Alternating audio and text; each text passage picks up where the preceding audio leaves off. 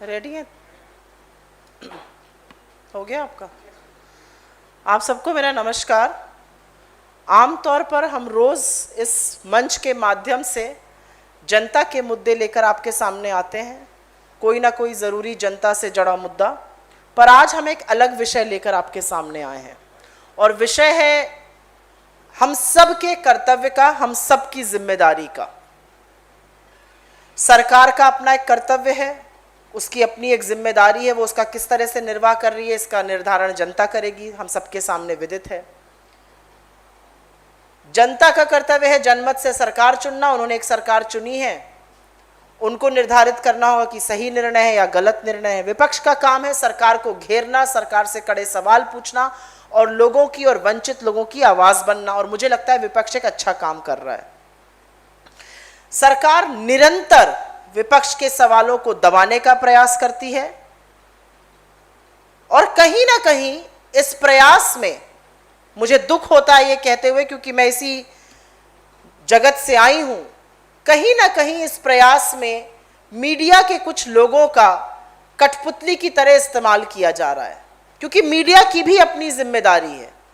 Media लोगों की आवाज बनती है, मीडिया सशक्त विपक्ष की आवाज बन के उभरती है। हर बार हर दौर में विपक्ष की आवाज को मजबूत करने का काम मीडिया करती है और मीडिया चुनी हुई सरकार को आईना दिखाती है। लेकिन कुछ मीडिया के कुछ लोग ऐसा नहीं कर रहे हैं और पत्रकारिता के नाम पर एक गोरख धंधा चल रहा है। मैं मीडिया पर टिप्पणी नहीं करना चाहती, क्योंकि हम सब अपने अंतःकरण में जानते हैं कौन कितने पानी में है, कौन क्या कर रहा है। लेकिन कल शाम को एक लाइव टीवी डिबेट पर बड़े दुर्भाग्यपूर्ण और अभद्र शब्दों का प्रयोग हुआ, तो मीडिया के कुछ लोगों को भी ये जवाब देना पड़ेगा कि क्या आप कुछ कठपुतली बनकर सरकार के एजेंडा को चलाने में अभी तक काम कर रहे थे, अब क्या आप सरकार की कठपुतली बनकर विपक्ष के नेताओं को गालियां दीजिएगा, अभद्र शब्दों का प्रयोग करिएगा।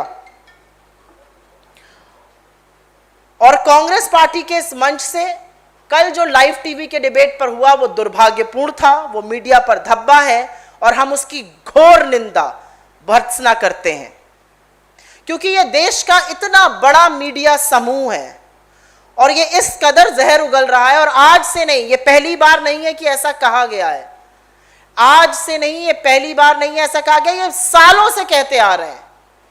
ये जो विभाजन का काम, ये जो जहर घोलने का काम हो रहा है, ये अकेले नहीं है, मीडिया के और भी कुछ साथी हैं जो जानते हैं वो क्या कर रहे हैं और जानबूझकर ये कर रहे हैं।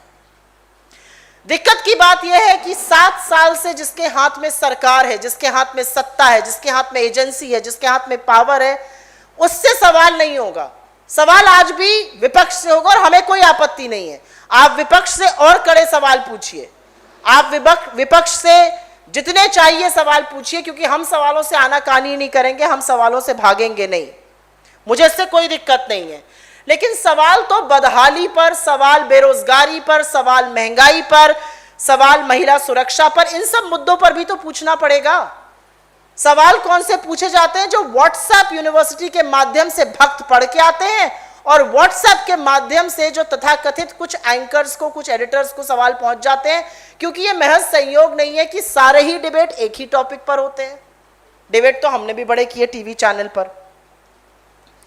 कहीं पर मीडिया की अपनी साख, मीडिया की अपनी विश्वसनीयता पर जब ये सवाल उठता है, तो जरूर मैं इस मंच के माध्यम से, चाहे वो एडिटर्स गिल्ड हो, चाहे वो न्यूज ब्रॉडकास्टर्स एसोसिएशन हो, जिसके अध्यक्ष रजत शर्मा जी हैं, मैं ये आह्वान करती हूं कि आप जो शब्द कल बोले गए उसके बारे में क्या टिप्पणी करते हैं, आप इसके बारे में क्या राय रखते हैं, आप इस पर कोई कार्यवाही करिएगा कि नहीं करिएगा।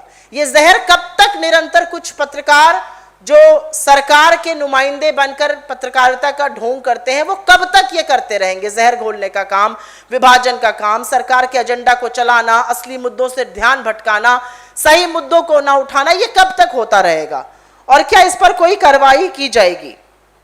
मैं फिर से एक बार अंत में बस इतना ही कहूंगी कि मीडिया को लोकतंत्र का चौथा प्रहरी कहा गया है। मैं मीडिया का बहुत सम्मान करती हूं, खुद मीडिया जगत से आई हूं और मुझे लगता है मीडिया की आज के वक्त में एक बहुत बड़ी जिम्मेदारी है।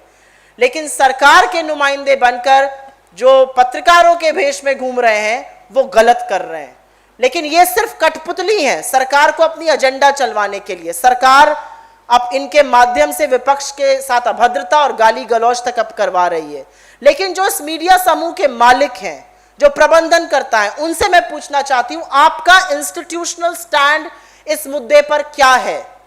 अभी तक कोई भी इंस्टीट्यूशनल स्टैंड इस ग्रुप का नहीं आया है। वो क्यों नहीं आया है? इस ग्रुप का इंस्टीट्यूशनल स्टैंड इस पर क्या है?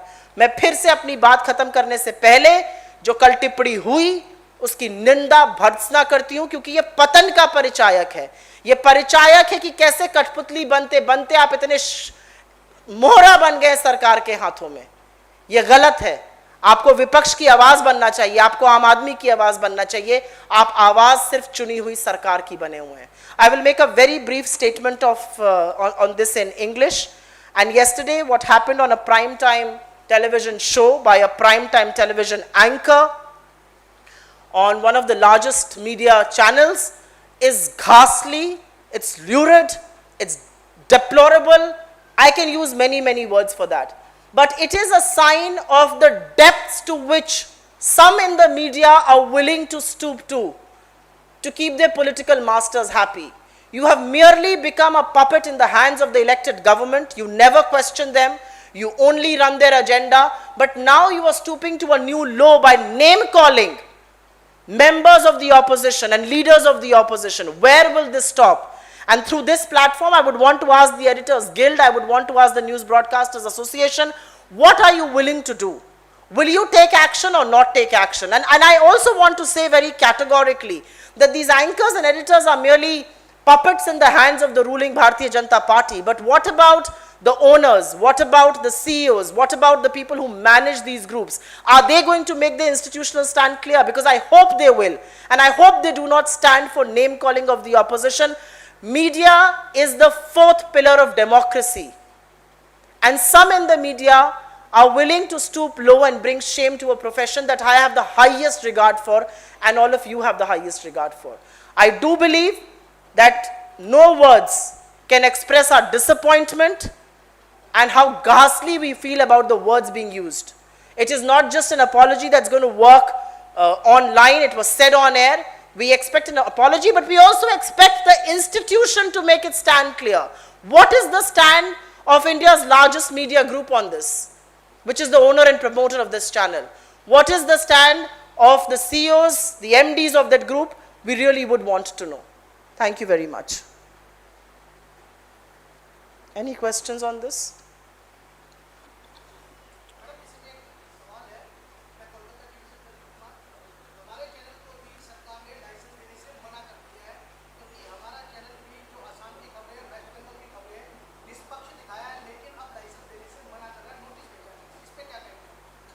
मुझे ऐसा लगता है कि निष्पक्ष पत्रकारिता करना पत्रकारों का दायित्व है। निष्पक्ष पत्रकारिता करने के लिए ही हम सब पत्रकार बने हैं।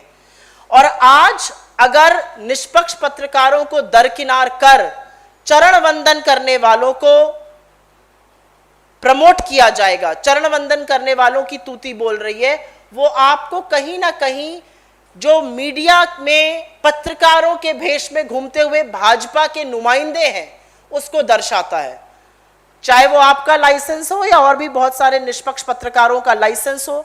निष्पक्ष पत्रकारिता पर बड़े सवाल खड़े करना, उनके खिलाफ देशद्रोह के मुकदमे ठोक देना, उनको जैसा आपने कहा लाइसेंस ना देना, उनको अपने frontal ED, CBI, income tax से रेडे करवाना, ये एक प्रचलन सा हो गया इस सरकार में। मुझे तो लगता है कि आज अगर ये सरकार आपके खिलाफ देशद्रोह का मुकदमा करती है और आप पत्रकार हैं, you should wear that like a badge of honor, because it means you are doing your job right. If you were not doing your job right, you will get a WhatsApp message from the PMO which will tell you to do the show, ask the questions, put on the asterisks, put on the supers, because that is what is happening in some sections of the media. But where will this end? This divisive agenda will have to end at some point in time. Any other questions और कोई सवाल? जी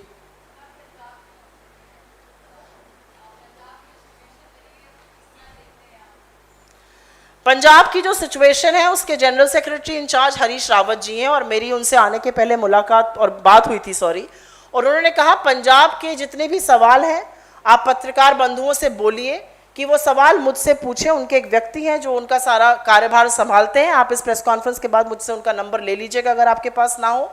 और मुझे लगता है इसके बारे में पूर्ण रूप से आपको general secretary in charge Harish Rawat ji ही अवगत करा सकते हैं।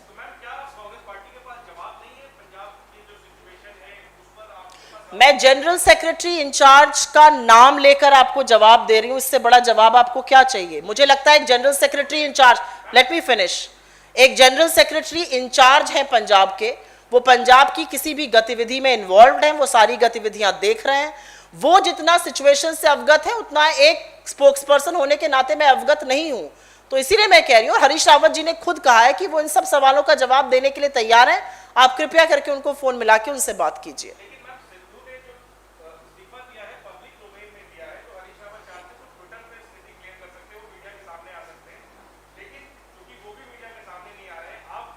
मैंने नहीं, मैं बच नहीं रही हूं, नो।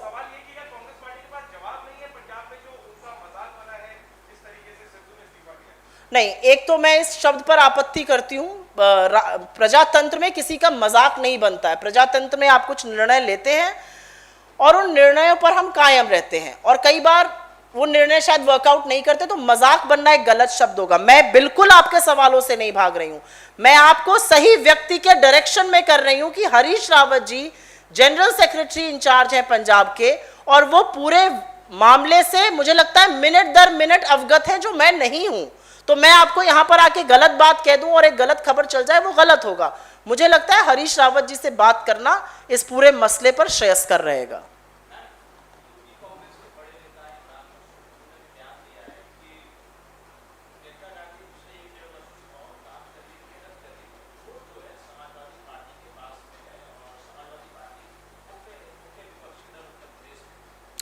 मैंने इमरान मसूद जी का ये बयान ना देखा है, ना सुना है, ना पढ़ा है। मैं आपके माध्यम से सिर्फ इतना कहना चाहती हूँ कि उत्तर प्रदेश में अगर किसी ने एक सशक्त भूमिका निभाई है विपक्ष की, तो वो कांग्रेस पार्टी है, वो प्रियंका गांधी जी के नेतृत्व में निभाई गई है। चाहे वो कोरोना काल का कुप्रबंधन हो, चाहे वो अधिवक्ताओं की समस्या हो, चाहे वो आंगनवाड़ी की समस्या हो, चाहे वो आशा बहुओं की समस्या हो, चाहे वो बेरोजगारों की समस्या हो, चाहे वो किसानों की समस्या हो, जितने मुखरित होकर इसको प्रियंका गांधी जी ने उठाया है, उतना किसी और विपक्ष ने नहीं उठाया है। मुझे ऐसा लगता है कि बाकी विपक्ष अभी भी उत्तर प्रदेश के चुनाव 15 से 16 हफ्ते दूर है, काफी शिथिल नजर आता है।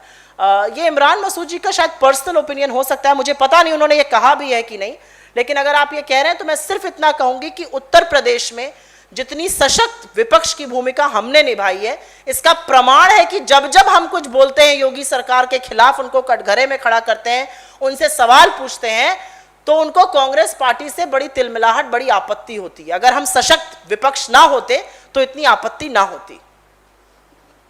धन्यवाद।